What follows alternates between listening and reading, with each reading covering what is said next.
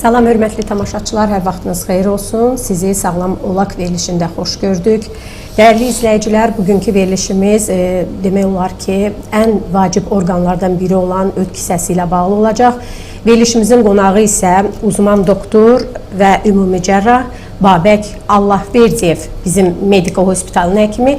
Bugünkü verilişimizin qonağıdır. Xoş gördük sizi doktor, xoş gəlmişsiniz. Sizləri və hörmətli izləyiciləri salamlayıram. Bugün bəli, öd kisəsi xəstəlikləri, öd daşı xəstəliyi haqqında maraqlı məlumatları sizinlə paylaşacağım inşallah.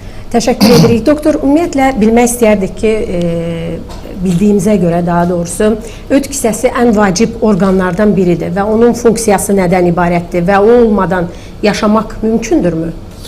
Öd kisəsi, belə deyək, qaraciyərdə hər gün təqribi olaraq 800 ml qədər öd hasil olur və bu öd günün müəyyən saatlarında həmişə 12 barmaq bağırsağa axmır.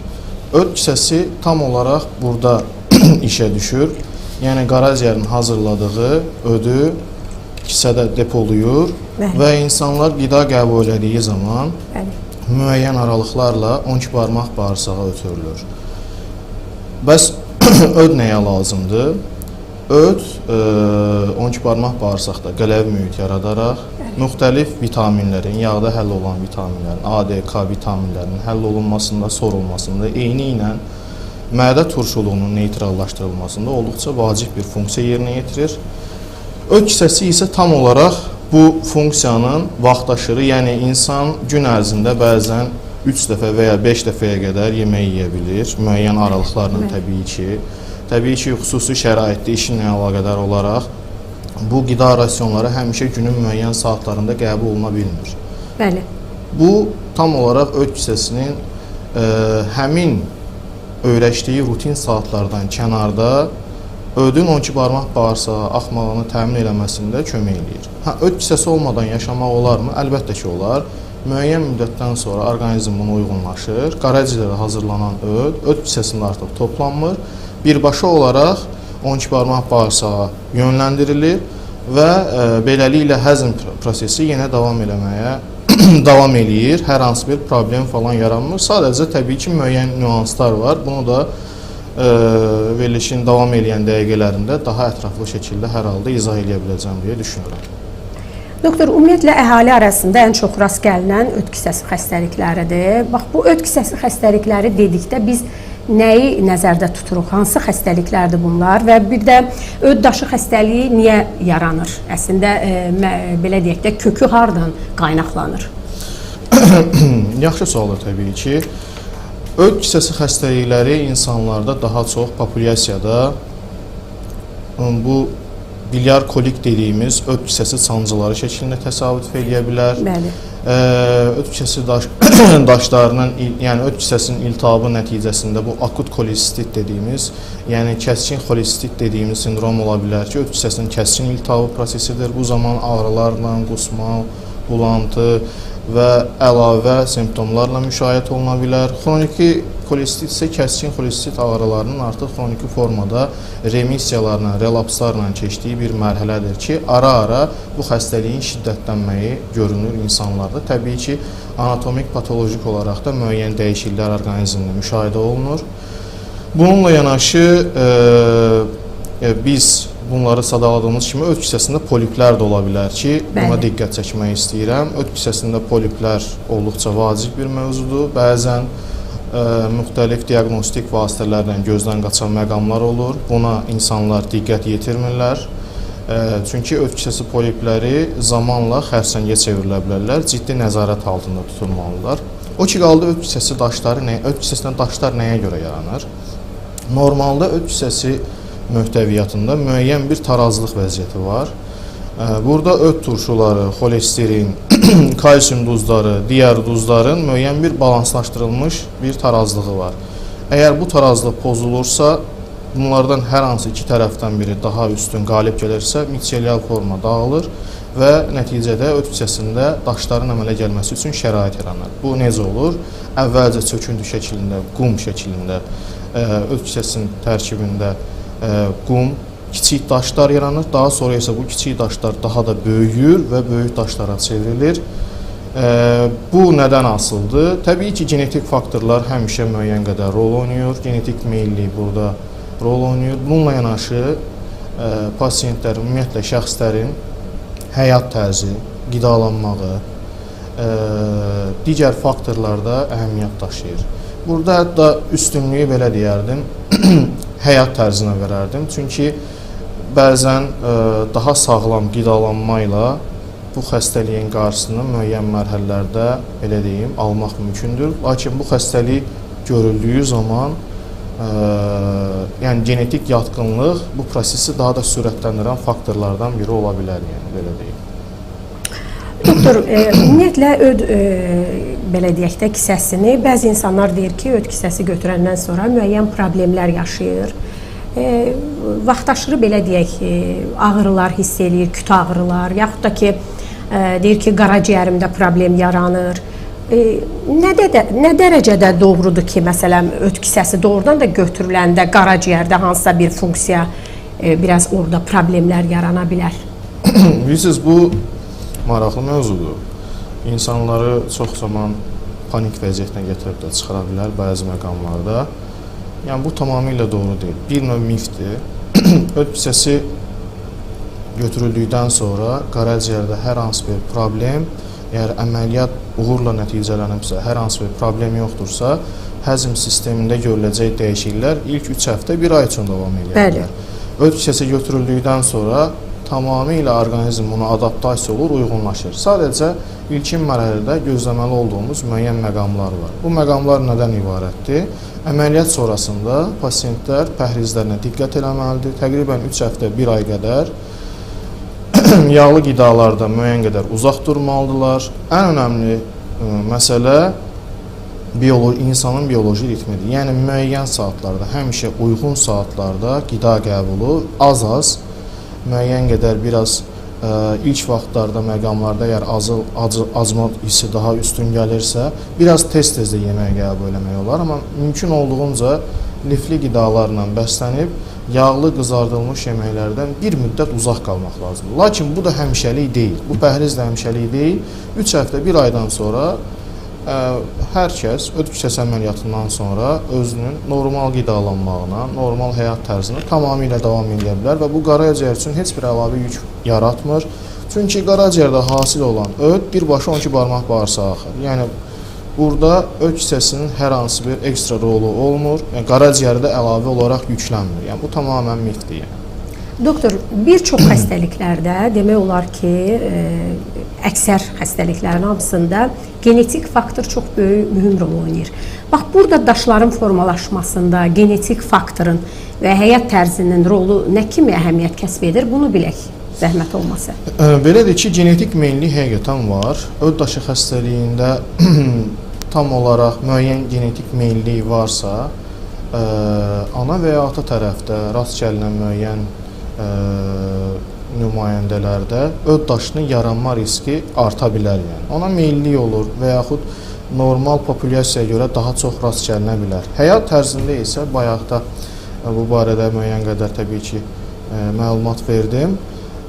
Daha böyük rol oynayan faktor təbii ki, həyat tərzidir. Qidalanmaq, pasiv həyat tərzi, əlavə kilo alınmağı, xüsusilə öd daşı xəstəliklərində belə qeyd olunur ki, 40 yaş, doğurğanlıq yaşında olan, yəni fertil vəziyyətdə olan qadınlarda bu xəstəlik daha çox görülür. Doktor, tamaşaçı suallarımız var. Mən istəyirəm onları cavablandıraq, sonra keçək növbəti suallarımıza. Deməli, bir izləyicimiz yazır ki, doktor, mənim mədəmdə tez-tez ağrılar olur, amma yəni yara yox, səpki də yoxdur. Səbəb nə ola bilər, deyir, bu ağrıların səbəbi nədir? Mədəsində ağrıların olmağı məsələsi maraqlıdır. Əgər bu pasiyent hər hansı bir, belə deyim, müayinələrdən keçibsə, cərrah müayinəsi və ya terapevt tərəfindən müayinə olunubsa, endoskopik müayinə olunubsa, onun sualları daha yaxşı aydınlaşdırılır. Yəni, səpki yoxdur deməyi mən belə başa düşürəm ki, bu pasiyentə yəqin ki, endoskopi uyğulanıb, endoskopi işləmi icra olunub və belə şeylər görülməyib. Bilirsiniz, bəzi hallarda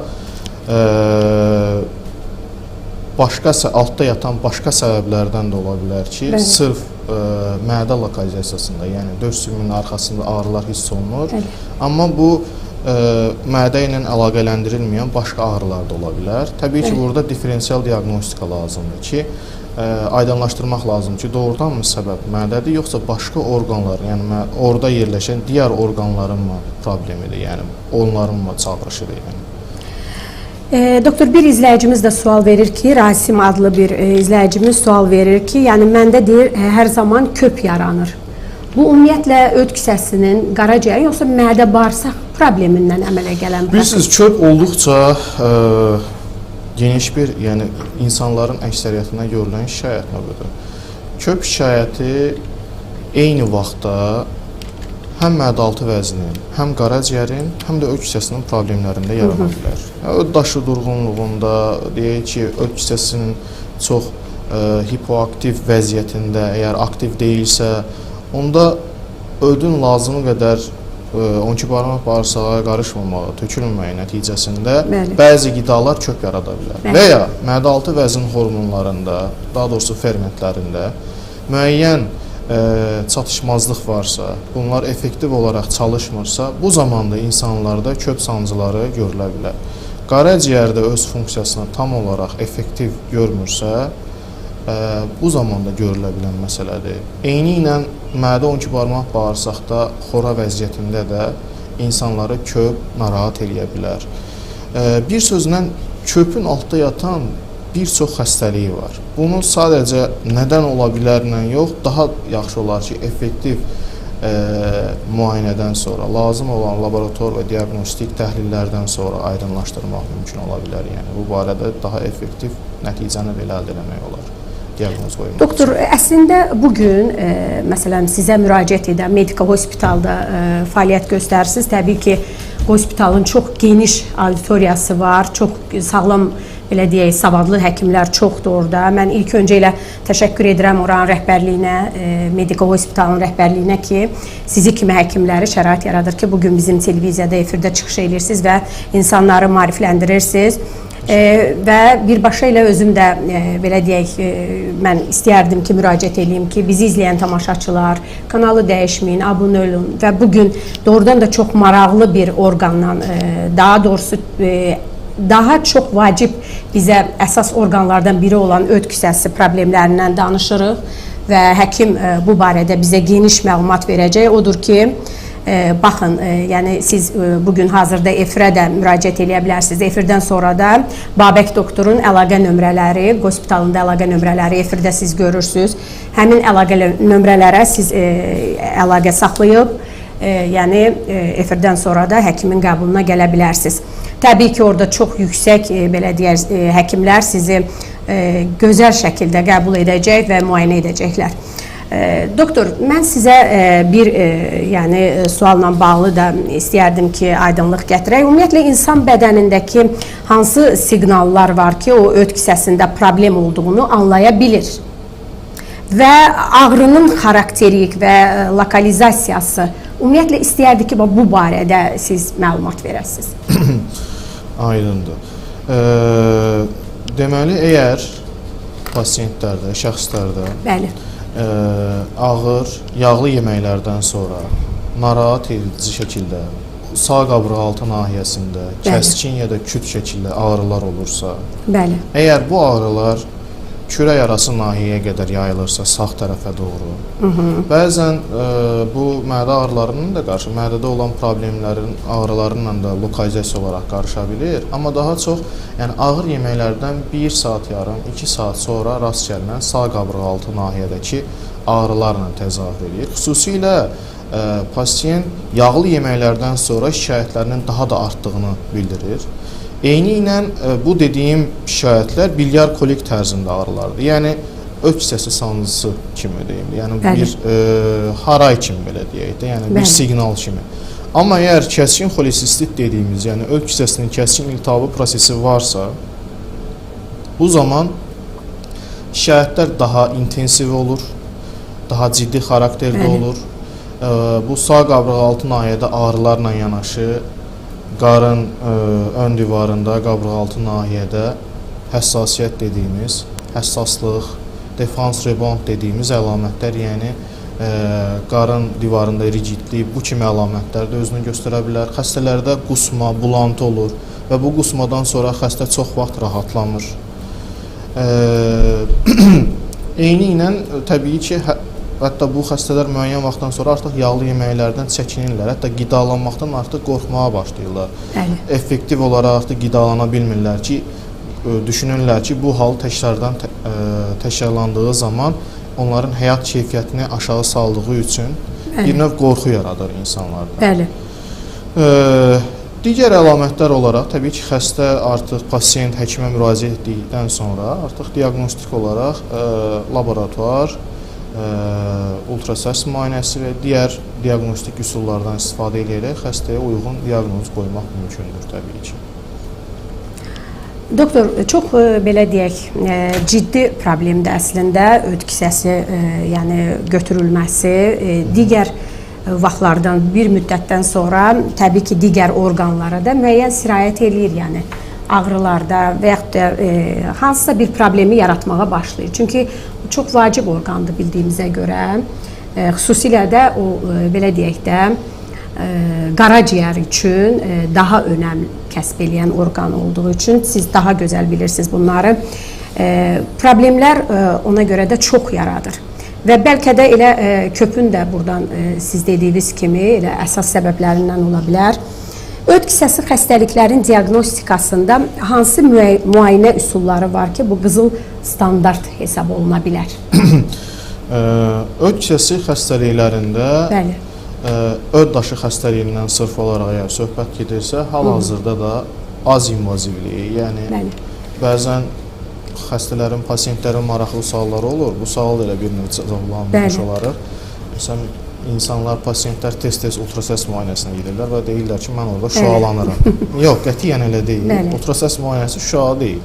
Ən effektiv, ən az invaziv olan, ən zərərsiz olan effektiv diaqnostik vasitələrdən biridir. Ona görə də yəni pasiyentlər çox rahatlıqla ultrasəs müayinəsinə dəfələrlə gedə bilərlər. Onda hər hansı bir problem yoxdur. Əgər öd daşından ya da öd kisəsi xəstəliklərindən hər hansı bir şeydən şübhələnirsə, təbii ki, ilk öncə pasiyent müraciət elədiyi yerdə fiziki müayinə olunur. Yəni, xəstəyə ümumi baxış təyin olunur, qarın boşluğu müayinə olunur, xəstənin şikayətləri dinlənilir, anamnez alınır, laboratuar nəticələrə baxılır, yəni müəyyən qan təhlilləri alına bilər ki, xəstənin orqanizmdə iltihabi əlamətlər varmı, bunu təsdiqləyəcək müəyyən ümumi qan analizində belə deyək, leykositlər miqdarının artmağı, CRP dediyimiz C-reaktiv proteinin artmağı kimi müəyyən əlamətlər və ya öd daşı xəstəliklərində xüsusilə əgər daşla öd yolları tıxanımsa, bu qaraciyərin özü funksiyasını yerinə yetirib-yetirmədiyini, zədələnmənin olub-olmadığını bilmək üçün müəyyən biokimyəvi təhlillər var təbii ki, analizlər var, bunlar yoxlanılır. Diaqnostik olaraq, instrumental olaraq ultrasəs müayinəsindən istifadə olunur. Ultrasəs müayinəsi də olduqca effektiv, az invaziv müayinədir. Xüsusilə daşları, hətta daşla polip ayrımının göstərilməyində də olduqca effektivdir. Bəzən ola bilər ki, ultrasəs müayinəsində daşlar ümumiyyətlə effektiv olaraq görünür onsuz da. Polip və daş ayrımında, təbii ki, polip səssiz, hərəkətsiz olduğu üçün ultrasəs müayinəsində daşla polipin ayrımını çox vaxt belə edirlər. Daşlarsa hərəkətli olur çox vaxt. Bəs nəyə görə polipin ayrımından da danışılır və bununla yanaşı ultrasəs müayinəsi ilə hər şey bitmir, sonlanmır. Düzdür, qızıl standart olaraq biz ilkin mərhələdə təbii ki, ultrasəs müayinəsinə dayanırıq. Lakin bəzi məqamlarda öd kisəsində olan daşlar öd yollarına təzyiq göstərə bilər, mirizi dediyimiz sindrom yarada bilər və yaxud öd kisəsində olan xırda daşlar öd yollarına daxil ola bilər və açılıb bağlanan sarılıq dediyimiz, tıxanan sarılıq dediyimiz əlamətlərlə biruzə verə bilər. Bu zaman əlavə proseduralar, əlavə instrumental müayinələr ortalığa çıxır. Bunlar nədir? Xəstəyə maqnit rezonans kolongiya pankreatografiya oluna bilər. Öd yollarının tamamilə şəkilləndirilməsi, daha effektiv olaraq görülməsi üçün. Əgər öd yollarına daş düşübsə, təbii ki, bu daşın ölçüsündən asılı olaraq müəyyən dəyişikliklər olsa da, endoskopik olaraq retrograd kolongiya pankreatografiya olunur. RCP dediyimiz müayinə üsulu istifadə olunur. Bu müayinə üsulu həm diaqnostik, həm də müalicəvi əhəmiyyət daşıya bilər. Müəyyən mərhələlərdə o öd daşı, daha doğrusu daş 12 barmaq bağırsağa doğru alına bilər və nəticədə xəstənin əlamətləri geriləyir bundan sonra, bu prosesdən sonra. Amma yenə də bu prosedurdan sonra da çox vaxt elə gastroenteroloqlar tərəfindən pasiyentlərə ümumi cərrahiyyə yönləndirilir və müəyyən bir mərhələdə ilk uyğun vaxtda öd kisəsinin əməliyyatla alınmağı, götürülməyi məsləhət görülür. Nəyə görə? Çünki bu hal dəfələrlə təkrar oluna bilər. Bir daha bu hal yaşanmasın deyə və öd daşı xəstəliyi deyib keçməyə lazımdır.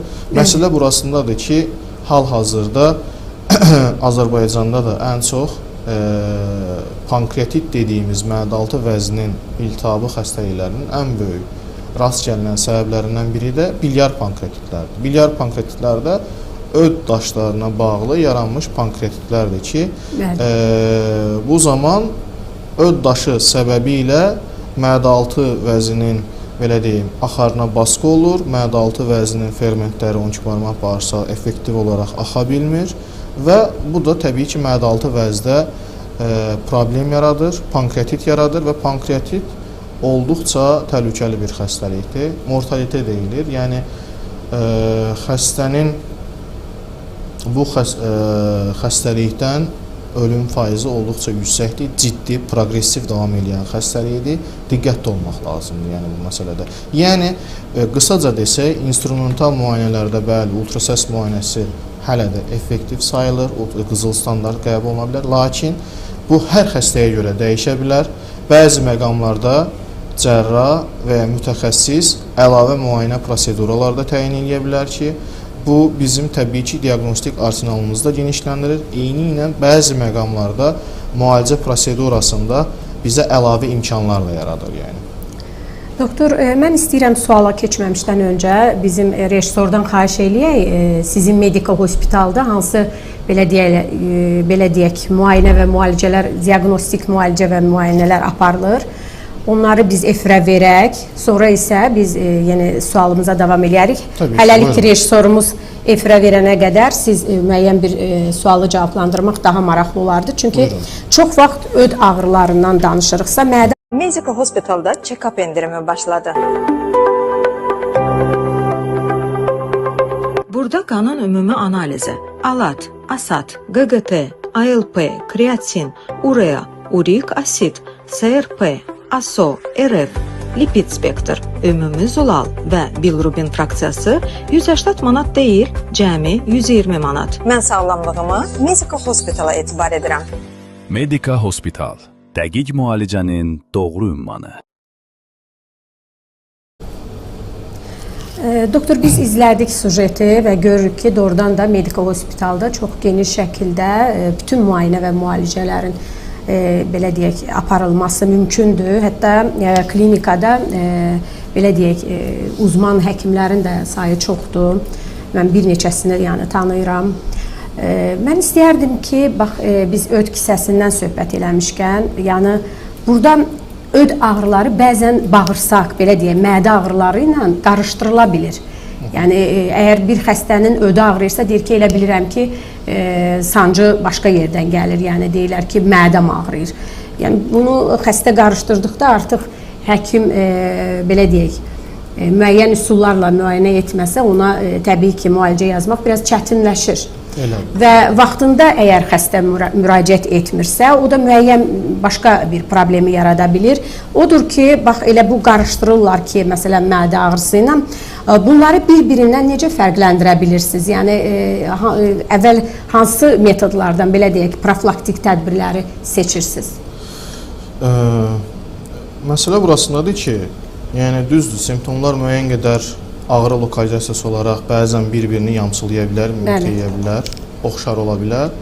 Sadəcə pasientlərimiz daha diqqətli olsa, indi dediyimiz şeylərdə daha diqqətli olsalar, əslində fərqləndirmə imkanları olacaq. Bəli. Məsələ burasındadır ki, mədə ağrılarında, əgər kəskin qastrit, 12 barmaq bağırsan və ya mədənin xoraları olduğu zaman, bu xüsusilə 12 barmaq bağırsan xoralarında bu ağrılar yeməkdən sonra sakitləşir təqribən 20 dəqiqə, 30 dəqiqə sonra tamamilə ağrılar da azalır və daha çox ağrılar lokalizasiya olaraq döş qəfəsinin aşağısında döş sümüyü dediyimiz yer var.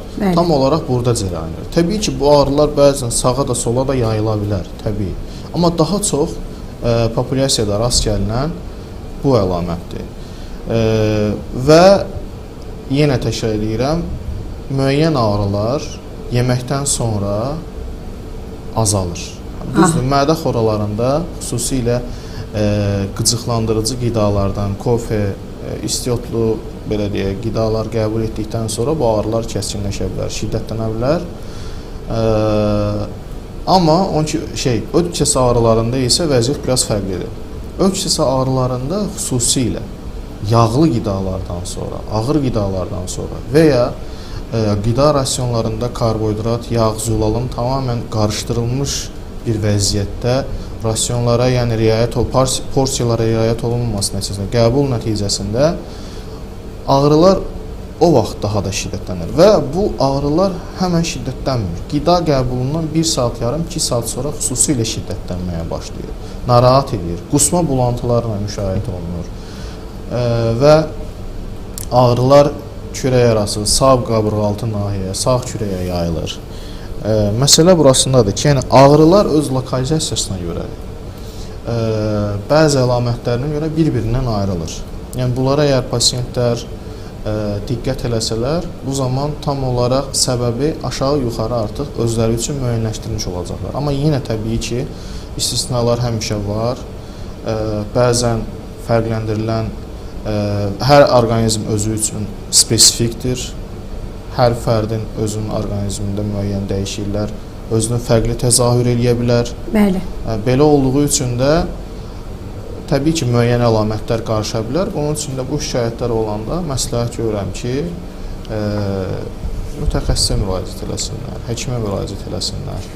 Doktor, başqa bir belə deyək, tamaşaçı sualımız var, amma mən bir sualdan sonra növbəti sualı müraciət eləyərik sizə. Müasir cərrahiyyədə qapalı və laparoskopik belə əməliyyatların üstünlükləri nələrdir? Bunu bilək. Bilirsiniz, bu dəqiqə hal-hazırda tibb sahəsi olduqca dinamik inkişaf edən sahədir. Bəli. Nəinki artıq laparoskopik, hətta dünyada artıq robotik cərrahiyyənin çox geniş şəkildə vüsət aldığı bir zamanda yaşayırıq. Bəli. Hətta belə düşünürlər ki, təbii ki, bu bəzi kəsimin tibb sahəsində düşüncələridir. Müəyyən vaxtdan sonra artıq eləyirlər də. Bəzi əməliyyatlarda cərrah hətta əməliyyat masasında, xəstə başında olmayacaq. Arada uzun kilometrlər məsafə olsa belə, onlayn qaydada sistematik olaraq müəyyən əməliyyatları tamamən icra eləmək qabiliyyətinə malik olacaq, mümkün olacaq. Hətta bunun sınaqları da aparılıb və bir neçə uğurlu sınaq da var. Laparoskopik və açıq əməliyyatlarda məsələ burasındadır ki, laparoskopik əməliyyatdan sonra xəstələr əgər effektivdirsə, əməliyyat effektiv olubsa, daha tez sağalırlar, daha kosmetikdir. Xəstənin əməliyyat sonrası narahatlıqları daha az olur, daha tez aktiv həyata qayıdırlar. Bəli. Şikayətləri də əməliyyat sonrasında az olur. Yara sağalmaları daha tez özünü bərpa eləmə, sağlam həyata atılma, bu müddətlər olduqca qısa müddət davam edir və bu hal-hazırda da bütün dünyada tendensiya belədir ki, mümkün olduğunca iş qabiliyyətli əhalinin normal sağlam həyata və iş həyatına tez qayıtmağını çalışırlar. Bəli. Bütün səhiyyə sistemi lazım olan az xərclə, müəyyən istifadə olunan az xərclə maksimum nəticəni əldə eləmənin üzərində fokuslanır. Bəli. Təbii ki, bu o demək deyil ki, açıq əməliyyat bəzi xəstələrdə göstəriş deyil. Bunu qarışdırmamaq lazımdır. Yəni bizim məqsədimiz laparoskopik cərrahiyyənin digər cərrahiyyədən müəyyən təbii ki, üstünlüklərini elmi cəhətdən təbii ki, burada açıqlayırıq. Lakin bəzi məqamlarda bəzi xüsusi akut, perforativ və ya komplikasyon vəziyyət, komplikasyon dediyimiz bu fəsadlaşmalar vəziyyətində, xəstəliyin ağırlaşmalarında açıq əməliyyat da laparoskopik əməliyyata görə daha üstündür bəzi məqamlarda. Yəni bunu unutmaq olmaz. Yəni bir cərrah həm açıq əməliyyatı, həm qapalı əməliyyatı eyni professionallıqla icra eləməyi bacarmalıdır. Və hər xəstə dediyim kimi fərddir, hər pasiyent fərddir və hər pasiyentdə yanaşma da fərdi olmalıdır. Bəzi məqamlarda həmin pasiyent üçün açıq əməliyyat daha effektiv ola bilər, bəzi məqamlarda isə laparoskopik əməliyyat daha effektiv ola bilər. Məsələn, laparoskopik öd kisəsi əməliyyatlarında və ya digər əməliyyatlarda travmaların, məsələn, öd kisəsi əməliyyatlarında öd yolu yaralanmaları daha çox müşahidə olunur tibbi statistik olaraq. Amma açıq əməliyyatlarda öd yollarının yaralanma ehtimalı daha az görünür. Bunun üçün belə öd kisəsi əməliyyatları üçün ən azı 50-150 arasında təbii ki, bəzi elmi məqalələr fərqlənir. Ən azı həkim səriştəsi sərbəst bu əməliyyatı eləmək bacarığı olmalıdır. Çünki laparoskopik əməliyyatları əgər təcrübəsi az olan cərrah eləyəndə, bu zaman öd yollarında ciddi yaralanmalara səbəb ola bilər. Bəli. Bu da həyatı təhdid edən məsələlərə gətirib çıxara bilər. Bəli. Elə bu vəziyyətlə qarşılaşmaqdansa, bəzi cərrahlarımız hansı sahəni daha yaxşı bilirlərsə, o sahəni əməliyyat eləsələr daha yaxşı olar. Möhkəm yapışsalar yaxşıdır. Doktor, insanlar arasında belə bir fikir yaranır ki, yəni fikirləşirlər ki, öd kisəsindəki daşları ümumiyyətlə dərmanla, lazerlə belə əritmək mümkündür. Yəni, niyə gedib biz cərrahi əməliyyat olunaq? Bu, ümumiyyətlə nə dərəcədə doğrudur bu fikir? Bilirsiniz, məsələ burasındadır ki, düzdür. Yəni, uzun illərdir tibbi praktikada istifadə olunan ursodezoksixol turşusu hal-hazırda da müəyyən daşların, xolesterin xüsusilə daşlarının əridilməsində, kiçildilməsində və başqa xəstəliklərdə də, öd yolları xəstəliklərində də istifadə olunur, düzdür. Amma məsələ burasındadır ki, bu dərman onu deməyə əsas vermir ki, bu xəstəlik təkrarlanmayacaq. Əgər bir öd kisəsində daş təkrarlanırsa, yəni bu dərmanları atmağı dayandırdıqdan sonra bu daşların yaranma ehtimalı yenə də yüksələcək. Çünki daşı yaradan şey öd kisəsində vaxtı ilə yaranmış iltihabi proses və dəyişməyən həyat tərzidir. Təbii ki, genetik meyillikdə dediyimiz kimi rol oynayır. Məhz buna görə də yaxşı olar ki, əgər öd kisəsində daşlar varsa və bu biliar kolik dediyimiz sancılarla müşayiət olunursa, pasiyentləri, xəstələrə narahat edirsə, əgər uyğundursa əməliyyat üçün, əməliyyatla bu problemi aradan qaldırmaq lazımdır. Bu problem aradan qaldırılandan sonra artıq uzun müddətli ömrü boyu bu dərmanları istifadəyə də ehtiyac qalmayacaq. Eyni ilə lazerlə müalicə dediyiniz maraqlı bir mövzuya toxundunuz.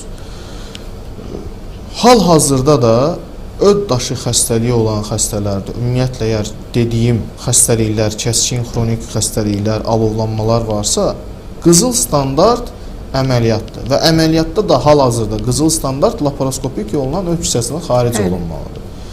Lazer yolundan ya da başqa vasitələrlə, ultrasəs dalğalarına artıq müxtəlif metodlar çıxıb, bu öd daşı xırdalanır, parçalanır, litotripsiyaya uğradılır.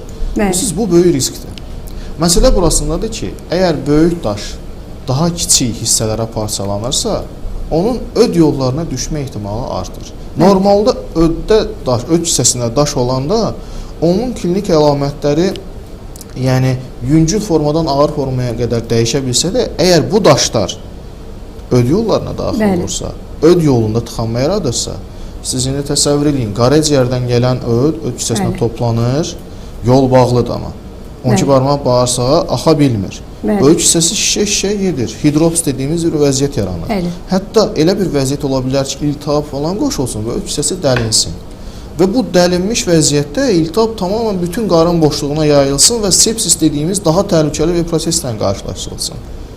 Ona görə də yəni mən bir cərrah olaraq, mütəxəssis olaraq, yəni öd daşlarının xırdalanmağı və ya dərman müalicəsindən keçilməyinin əleyhinəyim, bəli, yəni.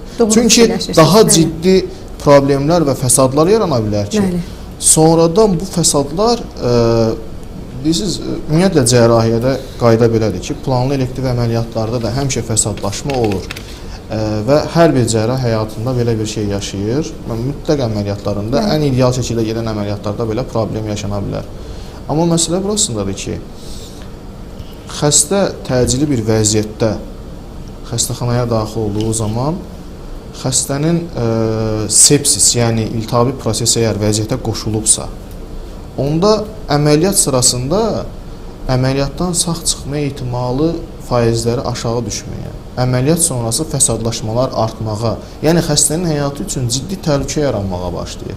Məyər indi elə mən cəmiyyətə müraciət edirəm. Bu fəsadlaşmaları yaşamaq üçün bu dediyimiz üsullardan istifadə edərək nələrsə eləməyə dəyərmi? Yəni xəstənin sağlamlığı üçün. Yəni bu o qədər vacibdir. Doğrudur.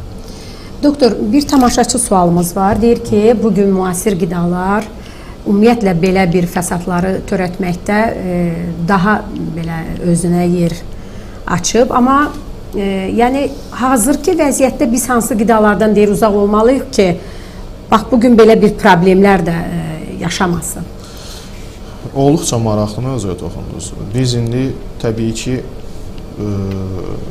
inkişaf etmiş və inkişaf etmişdə olan ölkələrin ümumiyyətlə bu belə bir problemidir. Təbii ki, urbanizasiya sürətləndikcə, şəhərlərə axın artdıqca, insanların oturaq işə meyli, yəni onları istəsə də, istəməsə də vəziyyət budur. Yəni, oturaq işdə çalışma, təbii ki, iş şəraitində daha sürətli qidalanmaq üçün də fast food dediyimiz qidalara biraz daha çox müraciət eləmələri, belə deyim, qəbul eləmələri bu xəstəliklərin hamısını artırır. Məsələ burasında ki, tək öd daşı deyil.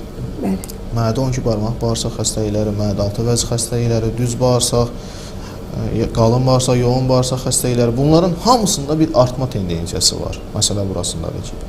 Bundan necə qorunmaq olar? Sağlam pəhriz, mümkün olduğunca, indi çox şükür Allaha, yəni Bakı ya da olduqları yerdə də yəqin ki var. Parklar, yaşıllıqlar, gəzinti, stressdən uzaqlaşmaq. Stress çox önəmli faktordur. Stress bir çox xəstəliklərin hətta başlanğıcıdır. Bəlkə də stress faktorunu biz həyatımızda aradan qaldırsaq, bir çox xəstəliklər daha tez sağlar və heç bizim qapımızı döyməz yəni.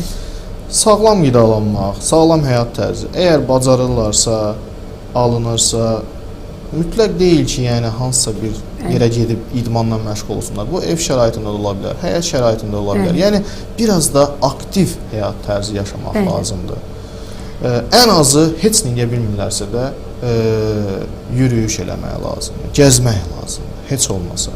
O ki qaldı fast fooddan uzaq durmaq, diyetə də təbii ki diqqət eləmək lazımdır. Yaxşı olar ki lifli qidalarla bəslənsinlər, daha effektiv qidalansınlar, daha sağlam qidalardan istifadə etsinlər. Təbii ki, bu o demək deyil ki, indiki cəmiyyət, yəni indiki dövrdə digər qidalardan tam olaraq %100 imtina eləmək mümkündür. Yox, təbii ki, bu mümkün deyil. Amma ən azından onun təsirlərini daha da azaltmaq mümkündür yəni. Yəni bir sözlə aktivliyi artırmaq, yürüyüşlər, stressdən bacardıqca uzaq olmaq, sağlam qidalanmaq və bu qidaları da mümkün olduğunca məhdudlaşdırmaq lazımdır açıqcası. Doktor, çox ətraflı məlumat verdiniz. Təbii ki, tamaşaçılara da maraqlı bir nüans idi. Sizin xatırlatdınız bunları bir daha. İstəyərdim rejissorumuzdan xahiş eləyək, elə sizin o əməliyyat masasında olan bir cərrahiyyə otağında bizim sujetimiz var. Onu da efirə verək, sonra davam edək verilişin digər suallarına. Rejissorumuz Bugün 99 təvəllüd, 27 yaşında bir kişi xəstə təcili yardıma müraciət elədi. Xəstənin dünəndən başlayan qarın ağrıları, qusması, bulantısı var idi. Xəstəyə olunan ultrasəs müayinəsi və kompüter tomoqrafiya nəticələrinə görə kəskin apendiksit diaqnozu qoyuldu. laparoskopik olaraq əməliyyata başlandı. Əməliyyat təqribən 1 saat qədər davam elədi. Əməliyyat sırasında apendiksin flegmonoz iltihabı görüldü. Uğurla əməliyyat başa çatdırıldı. İndi isə xəstəmiz ayıldılır. Allah şəfa versin, sağlamlığınızın qeydinə qalın.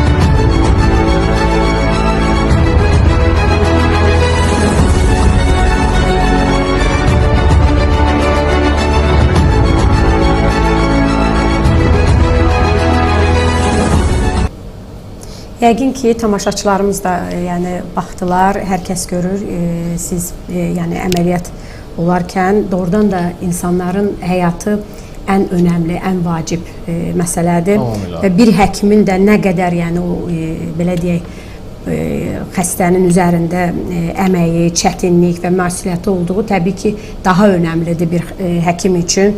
Siz daha böyük işlərlə məşğulsunuz, doktor.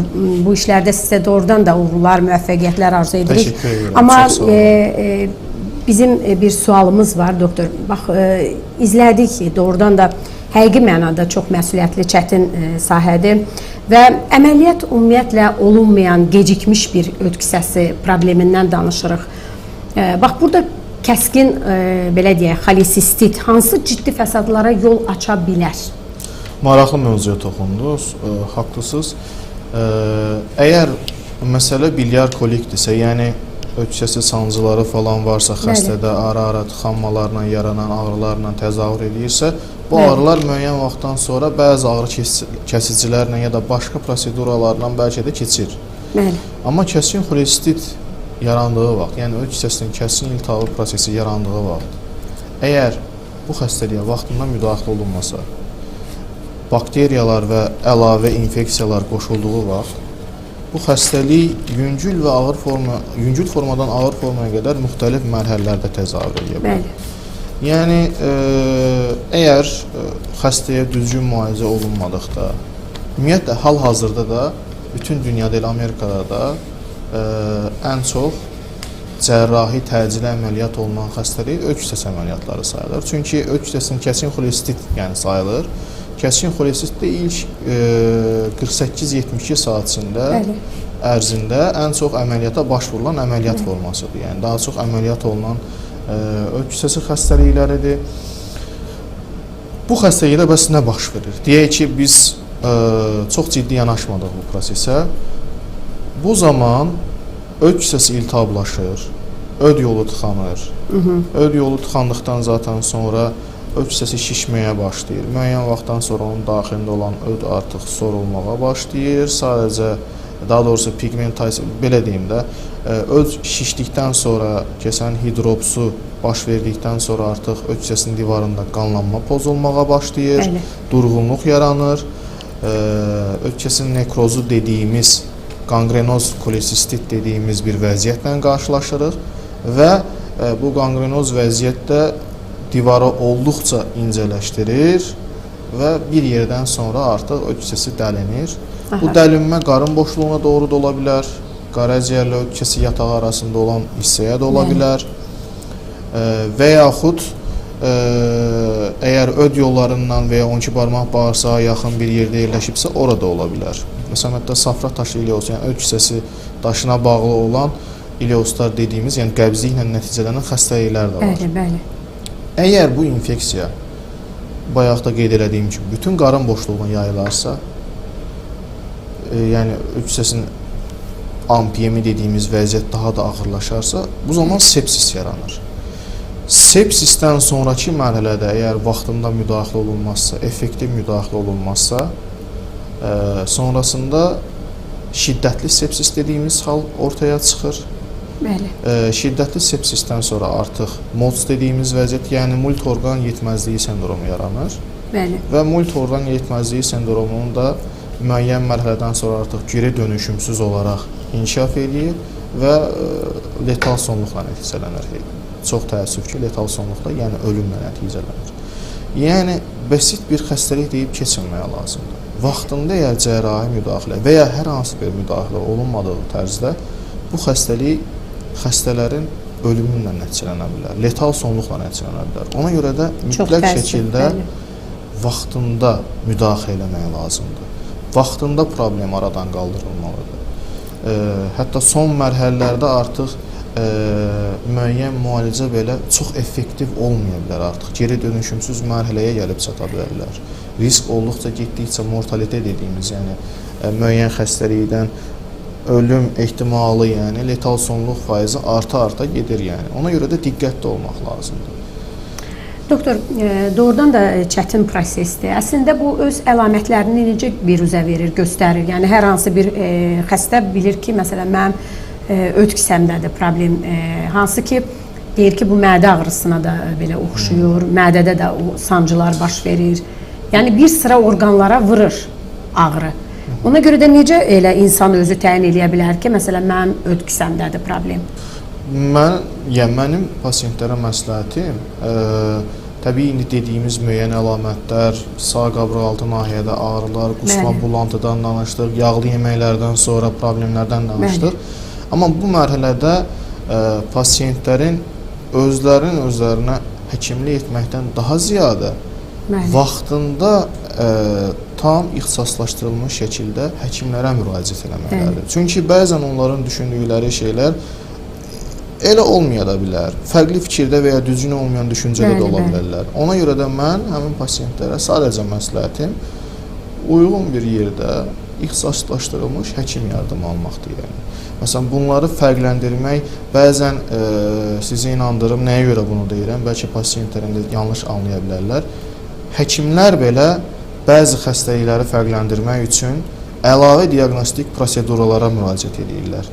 Həkim belə müəyyən şeyləri fərqləndirməkdə əgər müəyyən çətinlik çəkirsə, bunu pasiyent necə fərqləndirə bilər ki? Yəni, onlara məsləhətim sadəcə yaxşı, ixtisaslaşdırılmış həkim yardımı almaqdır. Çox şükür Allah. Yəni, mütləq həkimə müraciət etmək lazımdır. Bəli, mütləq şəkildə məsləhətim odur. Yəni. Doktor, əgər öd kisəsi götürülübsə, bax, burada sonda həzm sistemində nə baş verə bilər, nə dəyişə bilər? Həzm sistemində ilkin mərhələdə, belə deyim, 3 həftə, 1 aya qədər xüsusilə əgər yağlı qidalar qəbul olunursa, insanlarda köp, bəzi hallarda ishallər, bəzi durumlarda qəbizlik kimi problemlər yarana bilər. Hətta, belə deyim, sanki xəstə heç öd kisəsi əməliyyatı olunmuyor. Belə bir problem yarana bilər. Ara-ara ağrılar, ağırlıq hissi, doyğunluq hissi də yarana bilər. Bəli. Lakin bu problem həll olur. Məsələ burasındadır ki, qaraciyərdən çıxan öd yolunun tam 12 barmaq bağırsağı açılan yerdə həmin nahiyə müəyyən qədər genişlənir. Bir növ tam olaraq da o deyil, tam olaraq da olmasa, öd kisəsinin hardasa 20-30% funksiyasını, yəni depo olaraq görməyə başlayır. Bunun üçün də ona görə biz xəstələrə əməliyyatdan sonra əksər hallarda məsləhət görürük ki, 3 həftə qədər, 1 ay qədər pəhrizə diqqət eləsinlər. Biraz az-az yağsız, yəni yağlı qidalardan mümkün olduğunca qızardılmış qidalardan uzaq dursunlar və ən əsas məsələ, bu bioloji ritm məsələsinə qayıtdıq. Bilirsiniz, öd elə bir şeydir ki, məsələn, insan günün müəyyən bir vaxtında adətkarda olmadığı bir vaxt yemək yediyi zaman onda öd kisəsində hazır öd var. Bu 12 barmaq bağırsağa daxil olur və həzm prosesi davam edir. Xüsusilə yağlı qidalarda daha effektiv. Tam doğru.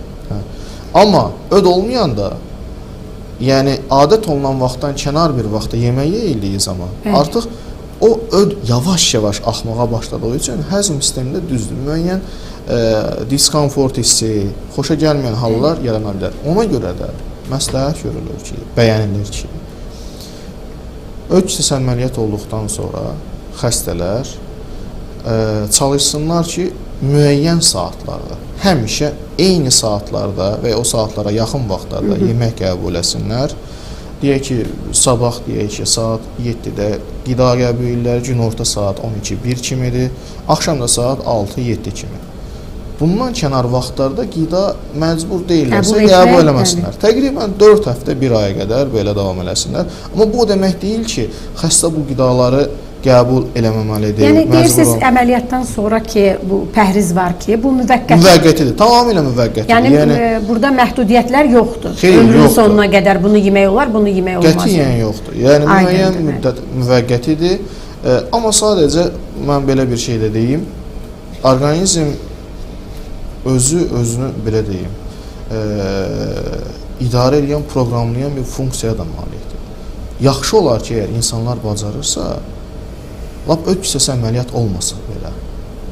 Günün həmişə müəyyən saatlarında yemək yesinlər. Uyğun bir saatlarda, bu saatda yemək yesinlər. Çünki orqanizm avtomatik olaraq o ritmə hazırlanacaq və hətta günün o saatlarında qaraciyərin öd ifrazı biraz da artmağa başlayacaq. Doktor, ümumiyyətlə az-az tez-tez yemək lazımdır, yəni gün ərzində. Bilirsiniz, bu pasientlərdən, yəni xəstəliklərdən asılı olaraq dəyişə bilər, pəhriz dəyişə bilər, başqa xəstəliklərdə fərqli cürə pəhrizlər daxil ola bilər, tamamilə bunlar fərqli məsələlərdir.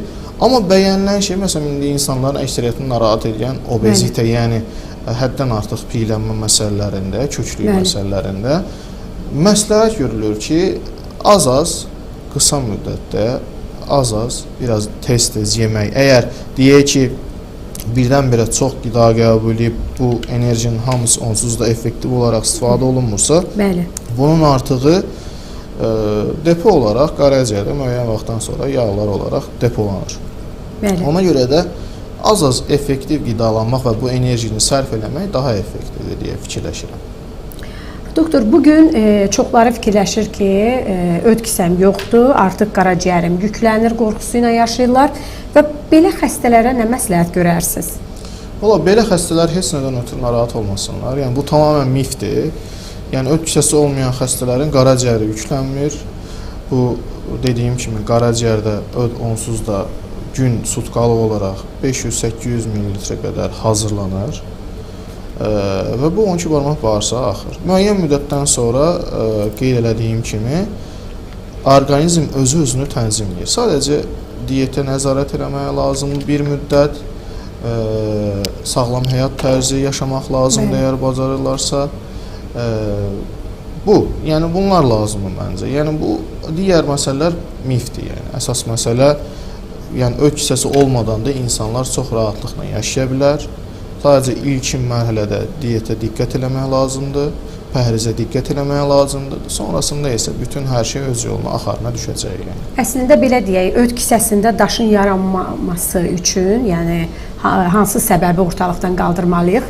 İstəyərdim ki, tamaşaçılara daha son belə olaraq bilirsiniz, olduqca maraqlı bir mövzuya toxundunuz. Öd kisəsindən daşı %100 aradan qaldırmaq üçün hər hansı bir prosedura ya da hər hansı bir qızıl standart yoxdur. Hələ bu möcüzəvi şey kəşf olunmuyub. Hər bir insanda öd daşı yarana bilər. Təbii, bu daş yaranma ehtimalını azaltmaq olar. Dediyim kimi, sağlam həyat tərzindən, düzgün qidalanmaqla, günün müəyyən saatlarında qidalanmaqla,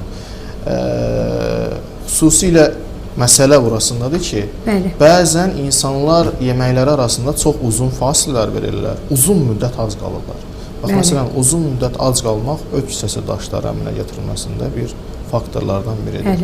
Və bayaq da qeyd elədim, öd daşı xəstəliklərində, məsələn, qadınlarda daha çox rast gəlinir, xüsusilə doğurqan yaşda olan, müəyyən qədər biraz kilo olan, artıq çəkidən əziyyət çəkən, 40 yaşın üzərində olan qadınlarda daha çox görünən bir xəstəlikdir.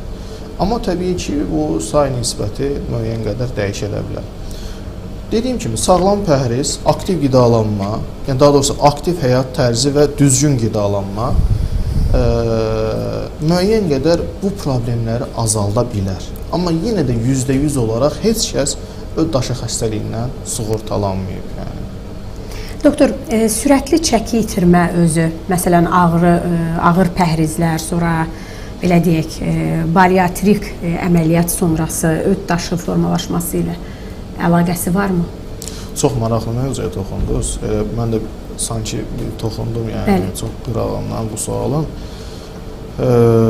Bu Amerikan Bariatrik Cəmiyyətinin son hesabatlarında da göstərilir ki, bariatrik əməliyyatlardan sonra, xüsusilə sliv qastektomidən sonra, yəni obezite həddən artıq piyələnmək üçün olan əməliyyatlardan sonra orqanizm sürətli çəki itirdiyinə görə öd hissəsində daşların yaranma ehtimalı daha da artır. Faiz nisbəti olaraq daha çox rast gəlinməyə başlayır.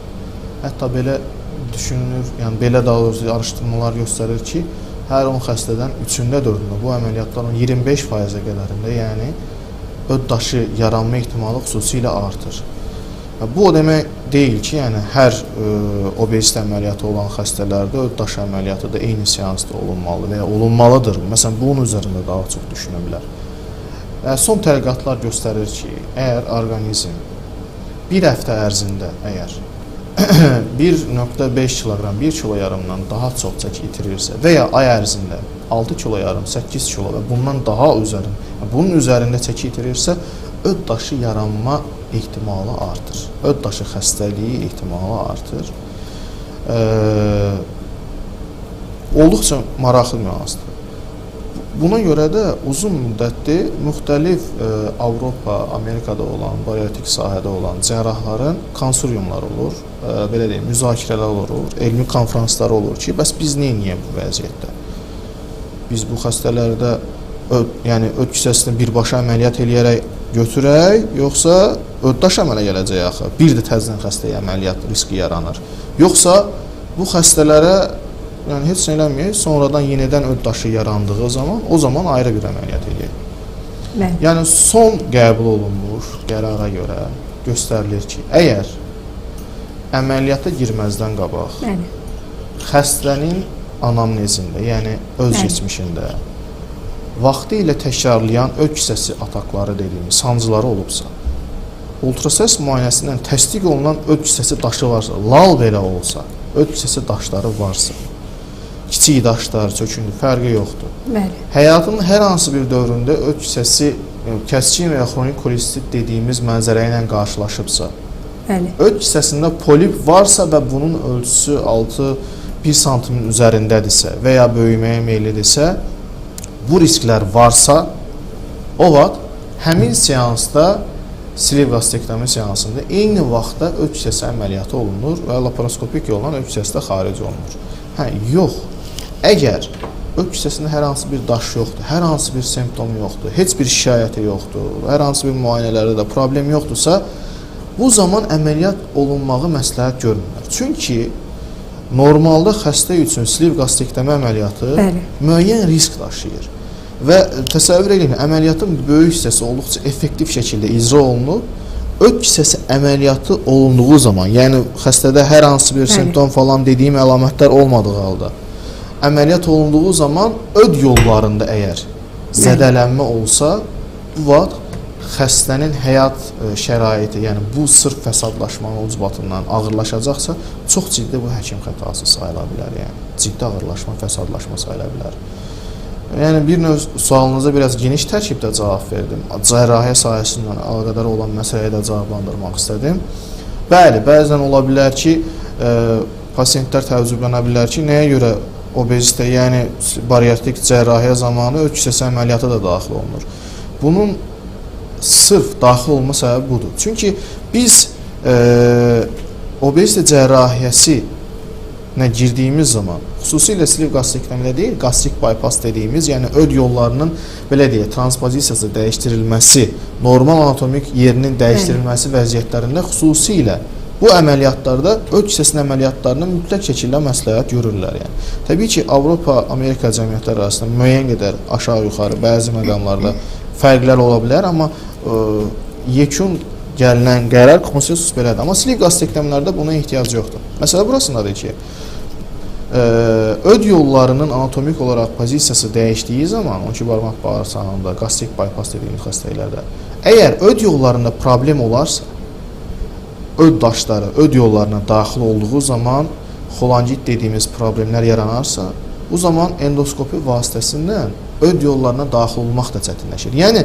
xəstəni bir növ terapevtik imkanlardan da məhrum eləmiş oluruq. Ona görə də məsləhət görülür ki, obezite, yəni bariertik cərrahilərdə də icra elədiyimiz əməliyyata görə də bəzən müalicə taktikası, əlavə əməliyyatların olunub-olunmaması dəyişə bilər. Yəni, buna diqqət eləmək lazımdır. Bunlar incə nüanslardır. Təbii ki, bunu kollegalarım daha yaxşı bilirlər. Sadəcə pasiyentlərin də aşağı-yuxarı müəyyən qədər məlumat olsun deyə belə geniş verilir. Doktor, mən sizə bir daha təşəkkür edirəm. Artıq verilişimiz də sona çatır və sizin Medika Hospitalında rəhbərliyinə təşəkkür edirəm ki, bax, sizi kimi savadlı, ziyalı həkimləri bugün şərait yaradır ki, bax, burada efirdə siz müəyyən qədər, yəni bizim tamaşaçıları maarifləndirirsiniz. Bir daha təşəkkür edirəm. Yəqin ki, biz növbəti yəqin ki, verilişlərdə artıq digər, yəni orqanlarla bağlı, belə deyək, mədə-bağırsaq problemləri ilə bağlı da növbəti verilişlərimizdə danışacağıq. Amma mütləqdir ki, tamaşaçılarımızın da nəzərinə çatdırım ki, baxın, bugün doğrudan da indi bilmirəm nə dərəcədə sizi yəni maarifləndirə bildik, amma təbii ki, əgər bax, sizin bu kimi problemləriniz varsa, mütləq Medika Hospitalda, bax, Babək doktor kimi mütəxəssis həkimlərə canınızı həvalə edə bilərsiniz. Və doktor, növbəti, yəni sizin sonda hansısa bir fikirləriniz varsa, məsləhətiniz varsa, onu da deyək, yekunlaşdıraq. Əvvəlcə sizə təşəkkür eləmək istəyirəm. Kanal rəhbərliyinə təşəkkür eləmək istəyirəm. Təşəkkür edirik, çox sağ olun. Bizə bu imkanı yaratdığınız üçün. Təbii ki, insanların maariflənmək üçün əlimizdən gələn biz də hər şeyi eləməyə hazırıq. İnsanların sağlamlığının keşiyində durmağa da hazırıq hər zaman. Mən insanlara ancaq can sağlığı, xoşbəxtlik, bunları arzulaya bilərəm. Sağlamlıq böyük nemətdir. Yəni, sağlamlığı itirdikdən sonra həyatda heç nədən insan effektiv olaraq zövq ala bilmir. Ona görə də sağlamlıqlarının qeydinə qalsınlar.